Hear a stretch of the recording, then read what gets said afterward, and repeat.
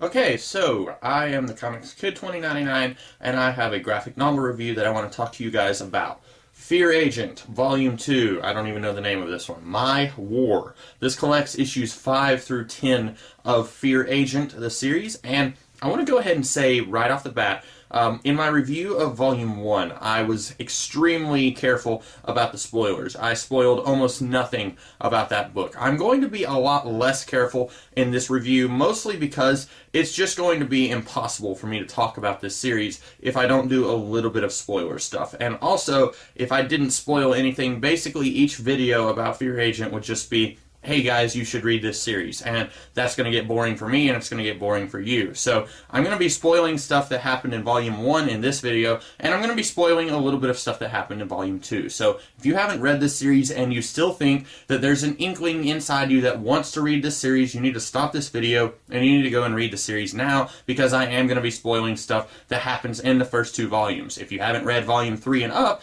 I'm not going to be spoiling those volumes because I haven't read those volumes, but just wanted to let you know that that's going to be happening. Okay, so, like I said, this collects issues 5 through 10 of Fear Agent, which is kind of, I guess, a reaction to one of my problems that I had with Volume 1, which was that Volume 1 is just way too short. It was only 4 issues long, and I remember liking Volume 1 quite a bit, and I also remember saying that it wasn't exactly like you're getting an incomplete story. I was saying, you know, it feels like a complete story that just cuts off the very end of the complete story. Having read Volume 2, I'm going to redact that a little bit. I think that Volume 1 is a little bit of a incomplete story, and I didn't really feel that way when I was reading it because I enjoyed it so much, and we got a lot of character stuff with Heath Huston, the main character, Fear Agent. We got a lot of stuff with him, but I didn't really feel like it was an incomplete story at the time, but I think as far as plot stuff goes, you didn't really get a whole lot of stuff in Volume 1. You get quite a bit of plot stuff in Volume 2, as well as some more character stuff. So really, I think Volume 2 is an improvement over Volume 1 in just about every way. It's a little bit longer, so you get a little bit more, and also there's more character stuff, and there's more plot stuff. Now, to be fair, the character stuff is building on character stuff that we got in Volume 1, which really makes me think that the first two volumes really should have been one big volume. Maybe that would not have worked, I don't know, because both of these volumes are $14.95 cover price, which I'm going to go ahead and say that's a little steep, especially for the first volume, which is only 4 issues, but if you combine these two, you'd probably have like a $30 trade, which would definitely be a little bit steep, but I think that the story would feel more complete that way. You would get more of an idea of what you're getting into with this world and this character in this series if the first volume was both of these volumes combined. You would get more of an idea of what to expect. If you'll recall, something that I kept hammering in my Volume 1 video was I had no idea what to expect. Of course, you could still be like me and know absolutely nothing about Fear Agent, what to expect as far as quality or the story or anything like that, but you would at least get a really good idea of what to expect after reading the first 10 issues. Back in Volume 1, Heath and this scientist named Mara, they are accidentally thrown thousands of years into the past, where they see the beginnings of this group of space tyrants called the Tatalians, and these guys were historically just the worst things in the universe. They were the reason that Earth was kind of brought into the larger galactic political climate, if you will, and that's kind of explored more in this volume. But basically, Heath keeps talking about how the Tatalians are the reason that his son is dead and his wife is gone. And so in Volume 1, they are thrown thousands of years into the past, and he is very determined, we are going to stop them from ever escaping this planet. We're going to destroy them before they have the capability of traveling into outer space and spreading their evil all across the universe. And Volume 1 ends with Heath dying, and Volume 2 kind of picks up with that. And what I really love about this series is that it finds a way to take just about any science fiction cliche and make it work. Volume 2 begins with this group of brain monsters cloning Heath Huston's body and putting his brain into his new body. I thought that was a really interesting way to avoid him dying, which I mean, it was very clear at the end of Volume 1, no, he's not just wounded, he is on his way to death. He is about to die. And so I thought that was a really fun sci-fi way of bringing him back to life, and it's a way that it works because this is a series where you can very easily believe that that sort of thing would happen. And also, another reason that I think that the first 2 volumes should have been one giant 10-issue volume, if you'll remember in Volume 1, the first issue, I said that the first issue was just an introduction of the status quo and Heath Huston and kind of getting you warmed up for the main plot. And I was saying that the first issue really has nothing to do with issues 2, 3, and 4. Turns out the first issue does have something to do with the overall plot. The brain monster that Heath Huston kills in the first issue, that comes back in Volume 2. It turns out that brain monster is several thousand years old, and that brain monster is the leader of this group of brain monsters who clones Heath Huston here in Volume 2. So I thought it was very interesting that this is able to take an issue that I didn't think was ever going to be referenced again and work it into the plot here in a way that makes sense. So that issue, a lot more important in the grand scheme of things than I thought when I was reading Volume 1. And so anyway, after that, Heath is able to take his spaceship and go back to the future when he's able to convince the jelly monsters, or the brain monsters. I don't remember what he calls them. He calls them something like jelly brainers or something like that. The brain monsters, he's finally able to convince them, you guys need to marshal your forces and go and fight the Tataudians. And he is able to convince them of that. And so he's like, okay, with all certainty, the Tataudians have been demolished right here at the ground floor. We're not going to have to worry about them invading Earth or destroying Earth or anything like that in our time. So then he and the scientist, Mara, they are about to escape, and then one of the other aliens, I don't remember what they're called, the ape people, he comes in and he kills Mara and drags her out of the ship, but Heath is in a situation where he can't go and save her because if he lets go of these coils, then the ship is going to explode with a big, huge explosion. So then Heath goes back to the future, and we see that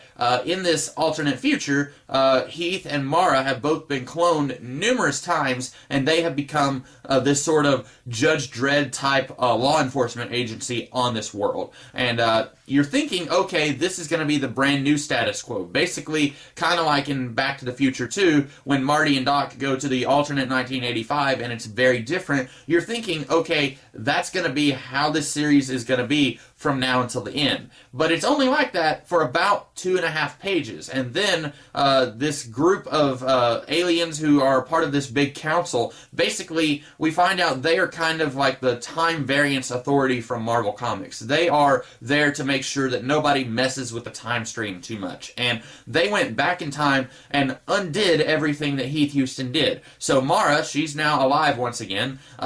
Basically, she's alive, and Heath is arrested for messing with the time stream. So this possible future where Heath and Mara have been cloned a bazillion times, you're thinking, oh, this is going to be an interesting thing to see. No, it's just kind of there to make you think that's going to be the new way of things, but it's actually not. And I will say that makes it seem like the events of the first 5 or 6 issues are kind of just a big waste of time, because by the time you get to issue 7 or so, none of that even happened. It's almost like, does it even matter? Does any of this even matter? Everything that he's done for the last 6 issues, all of that has been erased. And I would say that that's a complaint against this series, except that Remender even goes so far as to address it. The main character, Heath Huston, when he is arrested and put in jail, he straight up goes on for like this 5-page soliloquy about how nothing matters. And he's basically just self-destructing into this very, very depressing spiral.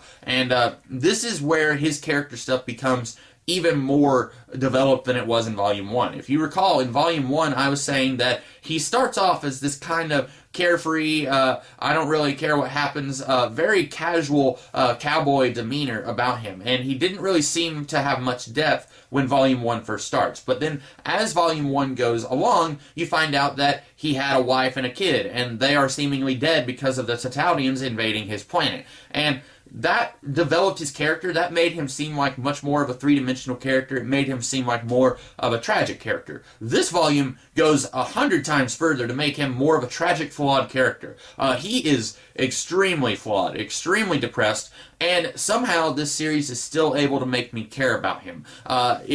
at one point, he kills an alien who he's sharing a cell with, basically just because he's in a bad mood. And I'm still able to care about what happens to him. I don't hate his guts because he does something morally reprehensible. And he does do something morally reprehensible. Yes, the alien attacks him first, but he knocks the guy out cold, and then he keeps beating him senseless until the dude's brains are all over his hands. So he does something morally reprehensible, and yet I still find myself caring about what happens to Heath Huston. That is the mark of a good writer. Remender has taken this guy extraordinarily far in the span of 8 issues or so by that point. And I think part of that is Heath Huston going through a 6-issue storyline where nothing really happens, where he's accidentally thrown back in time, and then he thinks he's trying to save the planet, and then all of that is undone.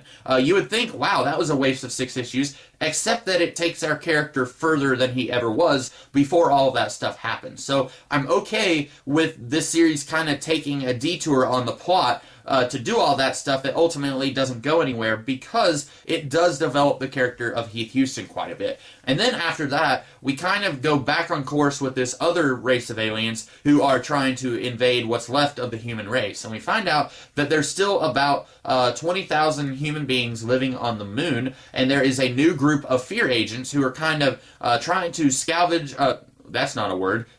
for supplies on Earth, and also are trying to police what's left of the human population on the moon. And they invite Heath Huston to kind of be the sheriff of the moon, which is a very fun concept, and I'm sure they're going to find some way to turn that on its head in Volume 3, and I'm very interested to see where that goes. And we also find out, this is really where my mind was blown, Heath Huston's wife is still alive. All throughout Volume 1 and throughout about half of this volume, I was under the impression that she was dead, and so was Mara.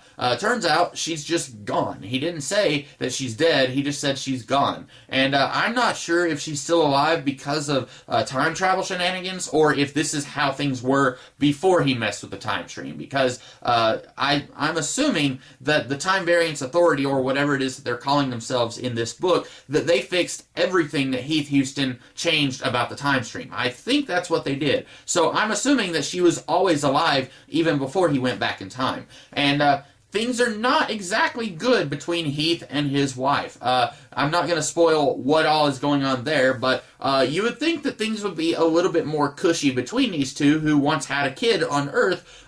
Things are not exactly good between these two. And so Overall, I'm really loving Volume 2. I don't think I have a whole lot else more to say about this volume. Basically, this volume improves on everything that Volume 1 did. Kurt Busiek actually said something on the back of the book, if I may quickly read what he said.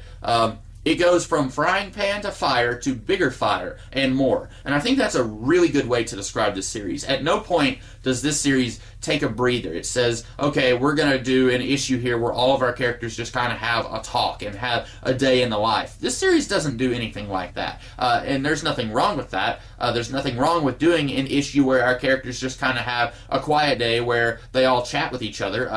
One of my favorite issues of the Teen Titans did that back in the 1980s. Nothing wrong with doing that, but this series is, you know, you're hitting the wall and then you just keep going. That's just action, action, action. And it's not just a mindless action story. There is character stuff here, and there's characters who I am coming to care about. And that is what an action story should be. An action story should not just be mindless characters who don't have a personality, who are just there to make the mindless action happen. That's not what an action story should be. An action story should have really great action and adventure, but also characters who you care about. And that's totally what Fear Agent is doing. So I highly recommend that you guys read Fear Agent Volume 2, My War. I hope that you guys liked this video. If you did, be sure to like, share, comment, and subscribe. And I will be back next week with a review of Fear Agent Volume 3. And I will also be doing other videos throughout the week and throughout next week. So be sure to check those out as well. I'll check you guys out later. Have a great rest of the day.